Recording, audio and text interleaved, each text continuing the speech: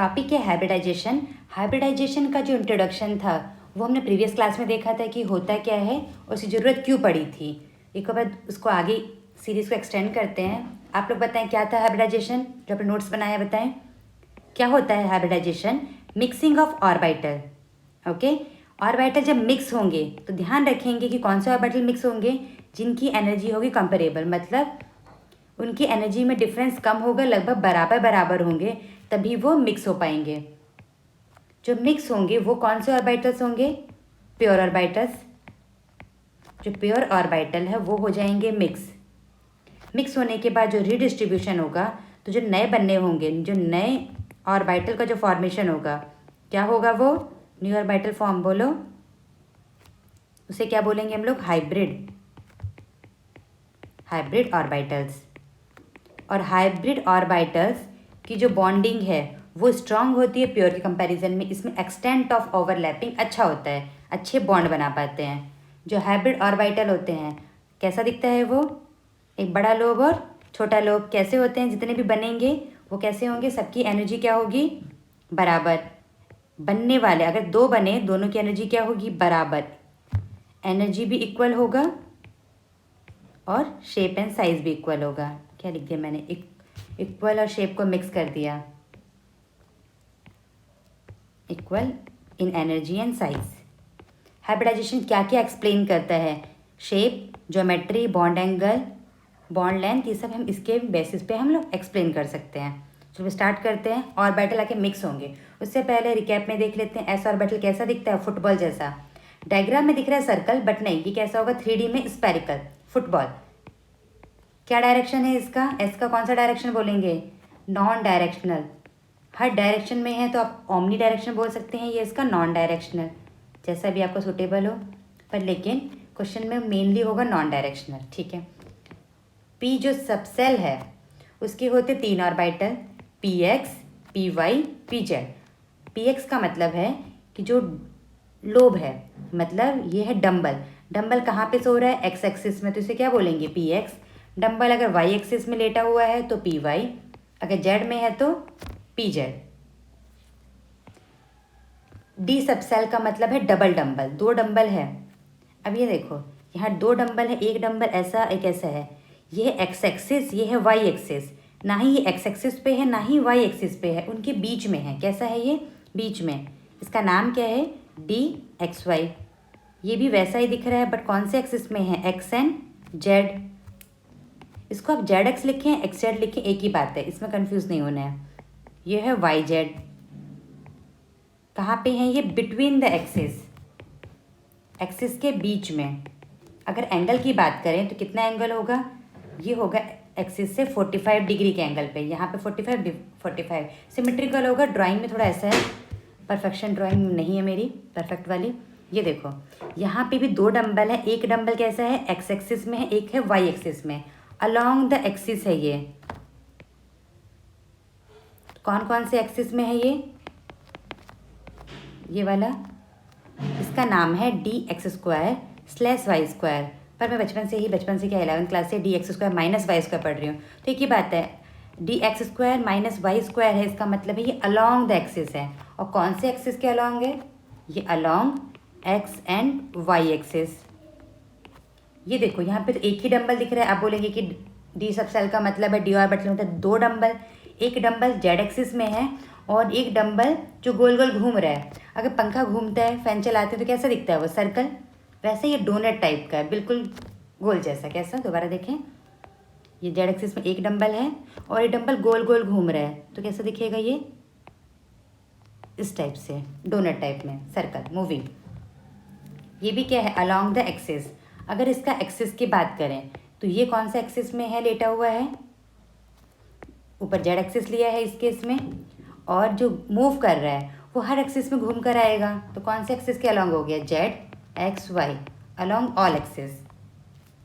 आप बोलेंगे कि यहाँ पे वाई लिया था वर्टिकल, यहाँ पे जेड ले लिया। ये हमने क्या किया, अपना फ्रेम चेंज कर दिया, वहाँ पे इजी हो इसीलिए। तीनों एक्सिस आपस में परपेंडिकुलर है, आप किसी को भी ले सकते हैं, परपेंडिकुलर ही है, एक्स वाई जेड।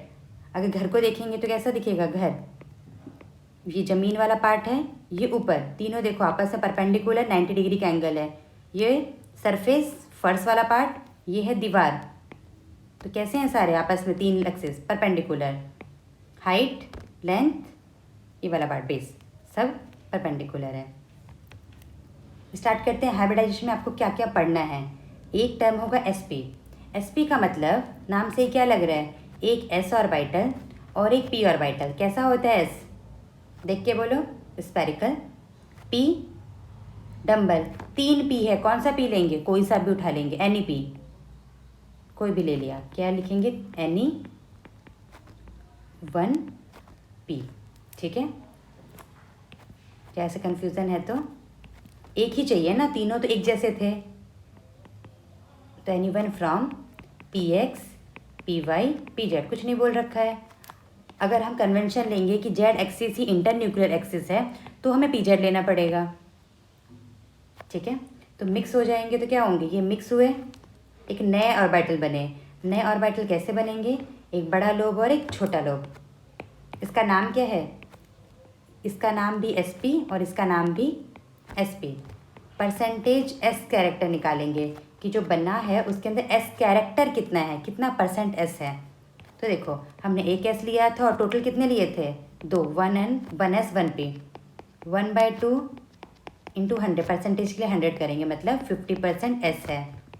और पी टोटल मिला के 100 होता है, तो आधा ये है तो आधा वो होगा। अब नेक्स्ट लेते हैं sp2। sp2 का मतलब क्या है, एक s और 2 p, दोनों में से कोई भी 2 p ले सकते हैं। अगर मेंशन नहीं किया है तो कोई प्रॉब्लम नहीं है, कोई भी 2 p ले लिया तो बनेंगे। स्टार्टिंग में हमने 3 ऑर्बिटल को मिक्स किया है तो बनने वाले भी कितने होंगे, 3 का एक बड़ा लोब और छोटा लोब। बड़ा लोब वाला बॉन्डिंग करेगा क्योंकि बड़े लोब में ओवरलैपिंग अच्छी होगी। इसका नाम क्या है, sp2 sp2 sp2, बोले 3 बार, क्लियर। एक एस पी, जितने ऑर्बिटल यूज होंगे वो ही इसका हाइब्रिडाइजेशन हो जाएगा, sp2 करके। अभी लिया sp3, इसका मतलब क्या है, कब ऐसा आएगा, जब 4 ऑर्बिटल होंगे, एक एस 3 पी। तो एस और पी मिल रहे हैं, इसका मतलब है कि दोनों की एनर्जी क्या होगी, कंपेरेबल, तभी मिक्स हो पा रहे हैं। मिक्स होने के बाद कितने नए ऑर्बिटल बनेंगे, मिक्सिंग। अब रीडिस्ट्रीब्यूशन, 4 मिक्स होंगे तो 4 ही बनेंगे। ऊपर परसेंटेज नहीं निकाला, इसका निकाल लेते हैं परसेंटेज, क्लियर हो जाएगा। ये sp3 है, परसेंटेज s निकालेंगे, s 1 है और p 3 है, तो टोटल कितना हुआ, नीचे 4, 1/4 मतलब 25%। परसेंटेज p निकालना होगा तो 3 p यूज़ हो रहे हैं और टोटल कितने ऑर्बिटल मिल रहे हैं, 4, एक s का और 3 p का, 3 और 1 4, मतलब 75% कैरेक्टर। अगर हमें 5 ऑर्बिटल को ओवरलैप करना है तो एक एस लेंगे, पी के तो 3 ही होते हैं। अब किसका नंबर आएगा, अब नंबर डी का ही आएगा। तो देखो एस ले लिया, पी में से तीनों पी को आना पड़ेगा, पी एक्स पी वाई और यहाँ लेंगे पी जेड। अब देखो डी तो बहुत सारे थे, डी कौन कौन से थे बोलो, d x y, d y z, d z x, d x square minus y square, d z square. तो इन पांचों में से कौन आएगा, यहाँ लिख तो दिया है डी जेड स्क्वायर, क्या डी जेड स्क्वायर सही लिखा है, गलत भी हो सकता है। अब देखो मिक्सिंग जब करेंगे तो एनर्जी बराबर होनी चाहिए। अगर आप कोई बिजनेस कर रहे हो तो आपके अपना लॉस चाहेंगे, बिल्कुल नहीं। कैसे होनी चाहिए, परफेक्शन के साथ होना चाहिए। ऑर्बिटल जो पी है एक्स एक्सिस में जा रहा है, वाई में, जेड में, एक्सिस के अलोंग है, तो हमें डी वाला भी कौन सा लेना है, जो एक्सिस के अलोंग हो। तो कौन कौन से एक्सिस के अलोंग है, ये दोनों एक्सिस के अलोंग थे, याद करें, ये कौन से एक्सिस के अलोंग था, x and y. D z square तीनों एक्सिस के अलोंग, एक्स वाई जेड, और ये 3 बिटवीन द एक्सिस थे। पीछे पलट के देख लेंगे या प्रीवियस जाके, कैसे था, between the axis 45 degree angle पे, तो ये बिटवीन द एक्सिस है। तो हम ये क्यों लेंगे, हमारे orbital p x p y p z along the axis जा रहे बॉन्ड बनाने के लिए, यहाँ पे आ जाएगा बिटवीन, तो बॉन्ड अच्छी थोड़ी ना होंगे, हमें क्या लेना है, अच्छे ओवरलैपिंग। तो क्या लेंगे हम इसमें, dz² आ जाएगा, क्योंकि dz² कहाँ पे है, अलॉन्ग द एक्सिस। तो बनने वाले 5 होंगे, इसका नाम भी क्या होगा, sp3d, sp3d, sp3d। इसका क्या होगा, sp3d, और इसका भी sp3d। सबका शेप, साइज, एनर्जी बराबर होगी। 5 है। अगर किसी केस में किसी एक स्ट्रक्चर है जिसके अंदर 6 बॉन्ड बन रहे हैं, 6 ऑर्बिटल को ओवरलैप करना है, तो कौन कौन से ऑर्बिटल ओवरलैप होंगे, s तो होगा ही, p के तीनों हो जाएंगे, px, py, pz तीनों। अब d का नंबर आया, तो यहाँ अलॉन्ग द एक्सिस है, तो d भी कौन सा लेंगे, अलॉन्ग द एक्सिस। तो पहले dz² आया, फिर बोला गया एक और को बुलाइए, तो कौन आएगा, dx² माइनस y²। ये था जेड एक्सिस के अलॉन्ग, ये थे तीनों एक्सिस के, सॉरी ये z² था, जेड में था ही, एक डोनट है वो हर एक्सिस में जा रहा है।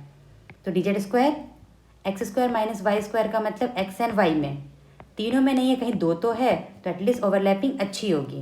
तो ये हम इन सब को यूज़ करेंगे। बनने वाला जो ऑर्बिटल होगा उसका नाम क्या हो जाएगा, sp3d2। कितने ऑर्बिटल बनेंगे टोटल, 6 न्यू ऑर्बिटल्स बनेंगे, 6 न्यू ऑर्बिटल क्या बोलेंगे, हाइब्रिड ऑर्बिटल्स। उसका शेप कैसा होगा, उसका शेप ऐसा दिखेगा। ये है large lobe, large lobe bond बनाएगा। तो अगर आपको फेज़ वाला याद हो तो हमने क्या किया था, इसको प्लस, क्योंकि सेम फेज़ होगा, प्लस वाला बॉन्ड बनाएगा, सेम फेज़। ये लार्ज होगा, बॉन्ड फॉर्म करेगा, ओके। और इसका नाम क्या होगा, इस ऑर्बिटल का नाम sp3d2। जो 6 बनेंगे सबका नाम ही क्या होगा, sp3d2।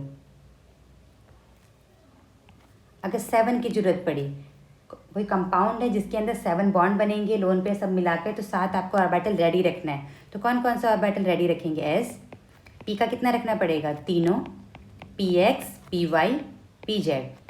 अब d का 3, तो d के 3 कौन कौन से थे, d के पहले लिखो जल्दी से, dxy। जितनी बार बार लिखेंगे तभी याद होगा। आप बोलेंगे कि चीज़ हम कितनी बार लिखें, नहीं, सिलेबस बहुत वास्ट है, रिवीजन चाहिए, क्योंकि आगे आगे पार्ट होता है, पीछे का सपाट हो जाता है, तो सपाट नहीं करना है। उसके लिए जितनी बार बोला जाए लिखते चलेंगे। क्या होगा अब यहाँ पे, xz, dx² minus y² dz²। ये तीनों कहाँ थे, बिटवीन द एक्सिस, और ये अलॉन्ग x एंड y, और ये अलॉन्ग तीनों एक्सिस x, y, z सब में जा रहा है। 3 चाहिए, तो किसी का दिमाग में आएगा कि ये तीनों ले लेते, तीनों सिमेट्रिकल था, एनर्जी अच्छी होगी। नहीं, ये तीनों सिमेट्रिकल हैं, पर लेकिन हमें इन तीनों की आपस में थोड़ा ना कराना है, हमें क्या करना है, इन सबको ओवरलैप करना है। शेप इक्वल होने से क्या होगा, डायरेक्शन भी तो होना चाहिए, डायरेक्शन मैटर करते हैं। अगर सेम डायरेक्शन में पढ़ाई होगी, अच्छे से पढ़ाई करोगे, तो हम अपने लक्ष्य को अच्छे से अचीव कर पाएंगे। थोड़ा इधर थोड़ा उधर से कोई डायरेक्शन ही नहीं होगा तो नहीं होगा। तो बेटर वही है कि डायरेक्शन, तो वैसे ही हर जगह एप्लीकेबल है। sp3d3 में ये थे x, y, z, तो पहले प्रेफर करेंगे कि कहाँ आ जाए, अलॉन्ग द एक्सिस, तो dz²। एक और चाहिए dx² माइनस y²। अब एक और चाहिए, तो अब इन तीनों में से कोई भी आ जाओ, बात बराबर है, एनीवन इसमें से। ये सारे मिक्स होंगे, मिक्स होने के बाद नए ऑर्बिटल बनेंगे, सेम, सबका शेप एक जैसा ही होगा। अब ऐसा नहीं, sp3 और sp2 सबका सेम का मतलब ये है, ये अगर sp2 है तो sp3 उसका जैसा दिखेगा, पूरा आइडेंटिकल नहीं होगा, ये और ये नहीं, मतलब सिमिलर टाइप का, एक बड़ा लोब एक छोटा लोब। तो वैसे इसका क्या बनेगा, एक ऐसा ही लोब बनेगा।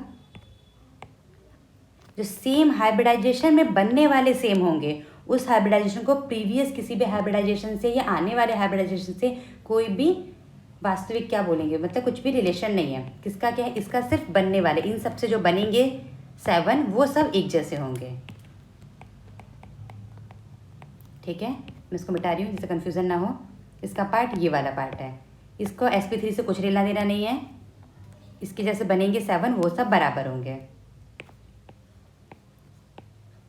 अब लेते हैं dsp2। अब dsp2 का मतलब क्या है, एक d चाहिए, s चाहिए, p चाहिए। तो क्या करेंगे, एक एस तो ले लिया, p x and p y. अब डी का p x and y axis में है तो डी कौन सा लेंगे, अलॉन्ग द एक्सिस। इसमें हम डी जेड स्क्वायर नहीं लेंगे। फिर सोचो, क्या अपनी एनर्जी को वेस्ट करना चाहेगा कोई भी नहीं।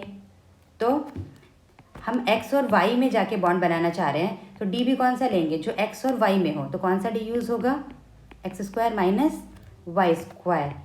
डी जेड स्क्वायर नहीं होगा। क्यों नहीं होगा, क्योंकि वो तीनों एक्सिस में है। अपना जितना काम का उतनी तो एनर्जी वेस्ट करेंगे, क्यों फालतू का करेंगे, अनस्टेबल होगा। तो परफेक्शन चाहिए, और कंपाउंड तो बहुत परफेक्ट होते हैं। तो d x square minus y square. अब यहाँ पे पहले क्यों लिखा है डी, बाकी सब में डी तो बाद में था। sp3d या sp3d2, sp3d3, या डी आगे लिखने का क्या रहस्य है, अभी देखते हैं। यहाँ तक समझ में आया हमने ऐसा क्यों लिया, d x square minus y square, क्योंकि ओवरलैपिंग अच्छी होगी। जहाँ पे बाकी ऑर्बिटल्स हैं वैसी डायरेक्शन में ही हम आने वाले ऑर्बिटल का डायरेक्शन फिक्स करेंगे। क्लियर। तो सेम इसमें भी बनने वाले ऑर्बिटल्स कितने होंगे, 4, 1 2 3 4। नाम क्या होगा इसका, DsP2। सबका नाम DsP2। Equal energy equal shape. Okay. अब देखो, अभी समझ जाएंगे। जब एटम के हम इलेक्ट्रॉनिक कॉन्फ़िगरेशन लिखते हैं तो क्या आता है, 3s के बाद 3p। फिर यहाँ पे इलेक्ट्रॉनिक कॉन्फ़िगरेशन में तो हम एनर्जी लेवल के हिसाब से लिखते हैं n+l रूल। यहाँ पे अगर नॉर्मली लिखें 3s 3p 3d 4s 4p normally, तब क्या होगा, इन सब की एनर्जी बराबर है। तो क्या हो सकता है, sp3d बॉन्ड बन सकता है। सिमिलरली इनकी भी एनर्जी कंपेरेबल है, तो dsp2 भी ले सकते हैं, 3 भी ले सकते हैं। देखो यहाँ पे s था तो पहले s लिखा, फिर p, बाद में d आया तो d बाद में लिखेंगे, सीक्वेंस वाइज जाएंगे। यहाँ पे sp से पहले अंदर वाला d लिया तो क्या लिखेंगे, dsp2। ये सब डिटेल में आएगा कोऑर्डिनेशन कंपाउंड में। हमने s, देखो s 4 था, p 4 था, d 4 से कम लिया तो क्या बोलेंगे, कौन सा d, इनर डी ऑर्बिटल। इसमें 3d कंपैरिजन में, तो इसको अभी कुछ नहीं बोलेंगे तो चलेगा, अभी नहीं, जब समय आएगा टाइम आएगा तो इसको डिटेल में देख लेंगे। अभी क्या है, इतना सा इन्फॉर्मेशन है। आपको ये जानना था कि डी वहाँ पे पहले क्यों लिखा, क्योंकि जब ऑर्बिटल में इस 3d की एनर्जी इसके साथ भी मैच करती है, इसके साथ भी मैच करती है। ज़रूरत होगा तो ये बनेगा, ज़रूरत अगर है तो ये भी बनेगा। आप बोलेंगे हमें कैसे पता चलेगा कि ये बनाना है ये बनाना है। केमिकल बॉन्डिंग वाले चैप्टर में आपको सिर्फ इसी वाले पे फोकस करना है। ये कब फोकस करेंगे, क्लास 12th का जब चैप्टर आएगा हमारा, कौन सा, कोऑर्डिनेशन कंपाउंड, कॉम्प्लेक्स कंपाउंड, उसके अंदर। अभी नहीं भी आ रहा है तो परेशान होने की बिल्कुल बात नहीं है। क्लियर। इसमें एनसीईआरटी में एक लाइन लिखा है, उसको मैं फोकस कर देती हूँ। 3p 3d 4s मतलब 3p 3d 4s। अगर मैं इसको ऐसे बनाऊं इन तीनों का, तो ये तीनों बॉन्ड नहीं बनाएंगे, नॉट पॉसिबल। अभी क्वेश्चन आपका ये आएगा, हमें कैसे पता चले कौन पॉसिबल है कौन नहीं है पॉसिबल। प्रैक्टिस से। हम ये स्ट्रक्चर में ये कभी लिखेंगे ही नहीं, p3ds ऐसा कुछ लिखा ही नहीं जाएगा। आपको यही टर्म बार बार सुनने को मिलेगा, sp3d dsp2, इस टाइप के टर्म ऐसे सुनने को मिलेगा। एक मिनट, ये मैं नंबर में मैच नहीं कर रही हूँ, मतलब इस टाइप से। तो डी इधर है, सिर्फ पी डी और एस ऐसे नहीं होगा, तो एक्सपीरियंस से पता चल जाएगा, उसमें परेशान होने की बात नहीं है। अगर क्वेश्चन में आया ये पॉसिबल है, रीज़न बताओ, तो आप बोलेंगे कि इनकी एनर्जी कंपेरेबल है, बराबर है। नहीं है पॉसिबल तो क्या बोलोगे, एनर्जी बराबर नहीं है, नॉट, या क्या बोल देंगे, डिफर इन एनर्जी, बस और कुछ नहीं।